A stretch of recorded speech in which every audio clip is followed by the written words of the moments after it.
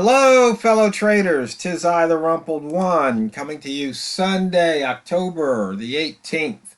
The year's 2020. Let's talk trading. It's time for the weekly open and gap. Of course, these videos are for educational purposes only. Your results may differ from mine. So, taking a look here at the weekly chart. Pound has filled the gap. We've got 1, 2, 3 gaps that haven't filled as of yet. So there's still time to take advantage of the weekly open and gap.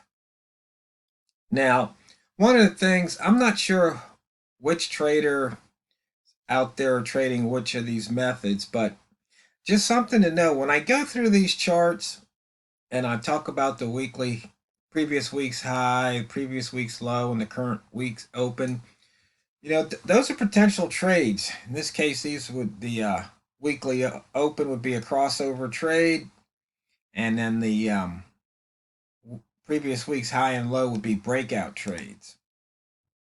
Now we've got the opening range here for the month, and so that's another breakout trade. And here's the open for the month, and that would be a crossover trade. You can see here today we crossed over the 12. And we're working on the opening range for the week right now. And the opening range for the year is up here, so we're below that. So here's 3 more areas that you can consider trades. We've got the yearly open, so that crossover would be a trade, and the yearly high and low would be a breakout, but we're so far away, I wouldn't really worry too much about those lines at the moment. And we have an inside bar from 2 weeks ago. So right here, 1.28, call it 90, look for a short.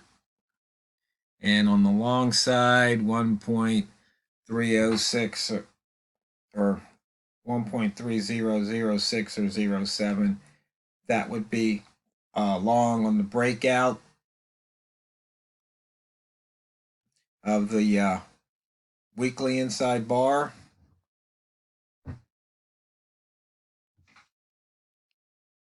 And here's the weekly inside bar low. We're 158 pips away, so lots of inside bar action here. You can see this is lit up. Look at all that blue. We've got some here, and on the month we have a few gray ones, so there's still some inside bars to look at on the monthly charts.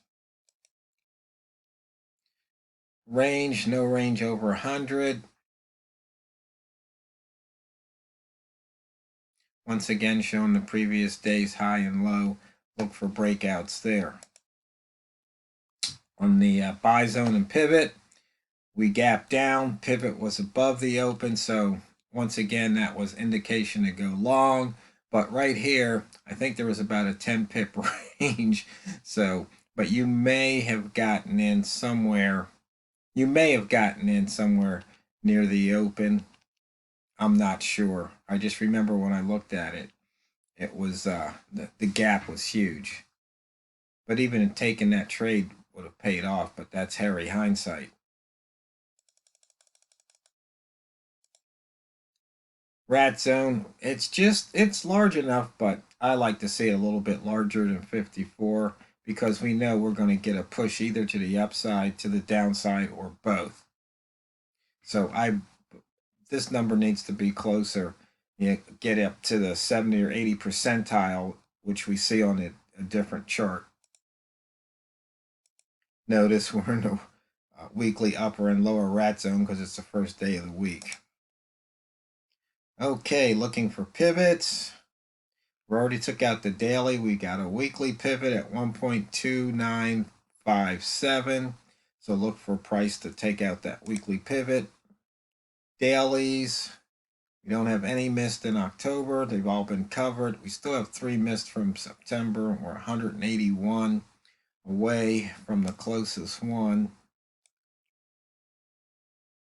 If we flip over to the weekly, you see we need to take out this weekly pivot. And we do have 1 missed in September, 1 missed in July. The closest ones. Wick zone, out of the lower into the upper and in and out of the upper so far.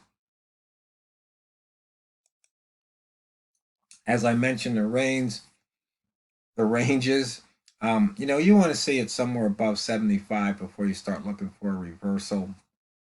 So you see here 3 days ago, we're at 98%, 4 days ago, 79 percentile. Now, when you look at the high minus close on these and the close minus the lows, you can see here we did close in the rat zone. And this one we closed in the rat zone here. But for the most part, there are nice moves out of the rat zone. Simple trading chart here. Now, I kind of teased you about working with the 3-level ZZ. And you can see here the 3-ball appeared and prices moving up. You have to understand, when you see a 3-ball first appear, you have to let that candle close, because this means it's breaking out of about a 34 period high at the moment, or a 34 period low.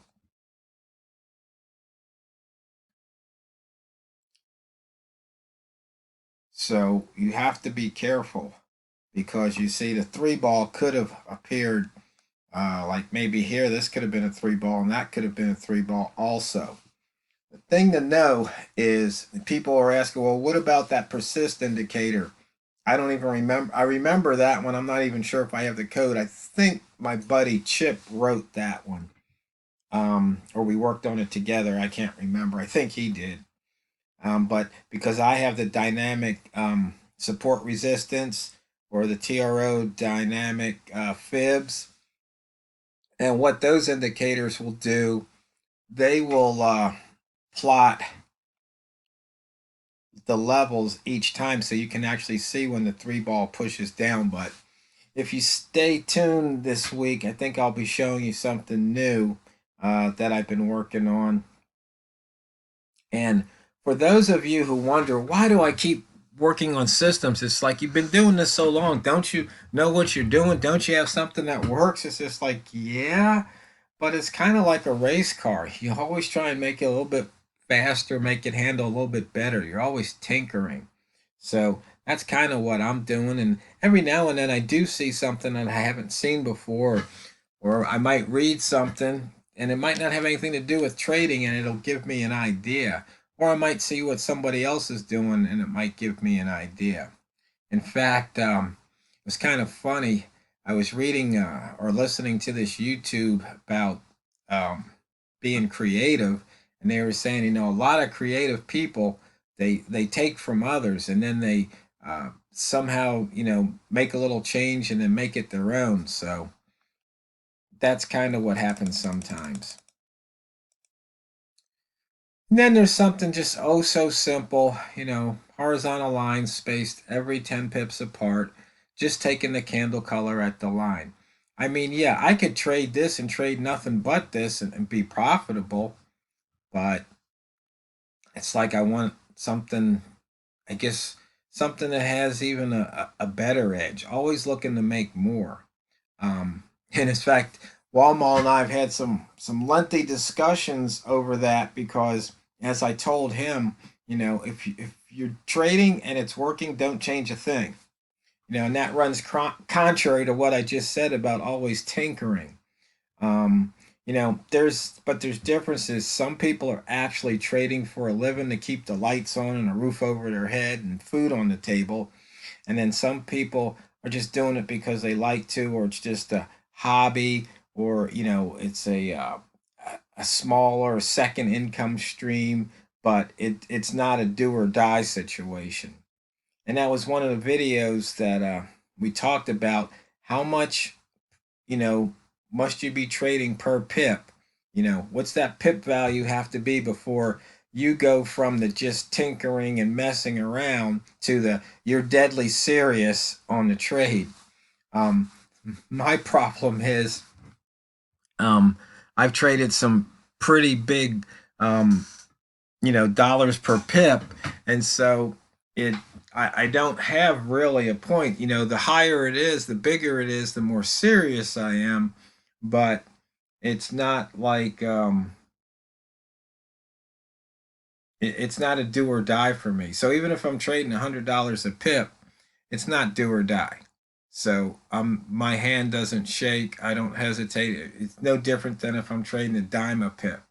And I think you guys have seen me. I think I put a trade out there one time. It was $100 a pip. I think I've done $10 a pip, and I've probably done. I think just the other day I did a dime a pip because I was just showing something just to show you guys how something worked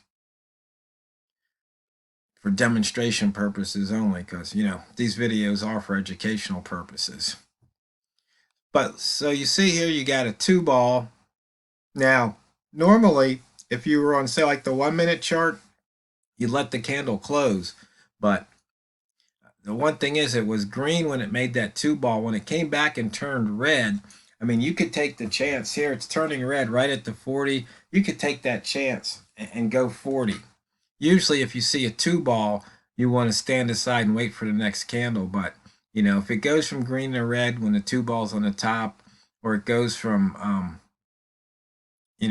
from red to green with the 1-ball at the bottom, yeah, you want to take it. Now you can see here we had this big gap down, and so you got a 1-ball on this green candle right there. And so you would go long. Plus it's a double low. I mean, it's just screaming, go long, go long. Not to mention, as we had stated before, it gapped down and the pivot was somewhere up here. I don't remember exactly where it was, but it closed and filled the gap.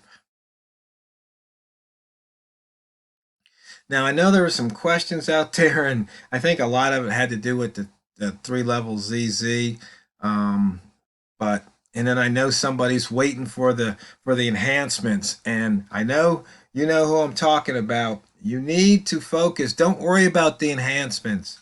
You're exhibiting shiny object syndrome. Don't worry about it. Just use what you have, master it. Because if you haven't mastered it as it is, how do you expect to master it when it's got even more options? That just doesn't make sense, And keep it simple. And then I also came up with an answer. There's traders will say things like, well, I can't trade during the day, I gotta work, so what kind of trade should I do? And most of the time I have an answer. It's like, hey, either you're serious about this or not. If you can't make the time for it, well, you shouldn't be trading. But then I realized you're in the wrong market. If you want to, set and forget, or you can't trade equities, trade stocks. I mean that, because now if you're not going to sit there and day trade it, then you're basically, swinging it, or you're investing. So you might as well just, if you're trying to make money out of a market, equities, put your money in one of the electronic traded funds, the ETFs, and you can just dollar cost average in, and over time you should do okay. But if you're trying to hit a home run or something, you got to be there. So with stocks, I mean, yeah, you could just put the trade on Monday, and then you could check it every day, or check it on Friday and see how you did. But really, that's what that's what I would suggest. Not the foreign exchange. No, it's much too volatile, and you don't it's too affected by news. I mean, with stocks, there could be news, but depending on what sector you're in, what industry, might not affect you at all. So that's the answer to that question. So I think that pretty much wraps it up. I'll take a look and see if there's any more questions out there, and I'll try and answer them sometime this week. So I hope everybody had a fun, safe weekend, and I hope you have a profitable week. So just remember, never forget, it's not what you trade, it's how you trade it. So go out there and drain the banks. And if you're new here, remember, click subscribe, click like, click the bell, and share this on Twitter and Facebook and all those forums out there. This is the Rumpled One, over and out.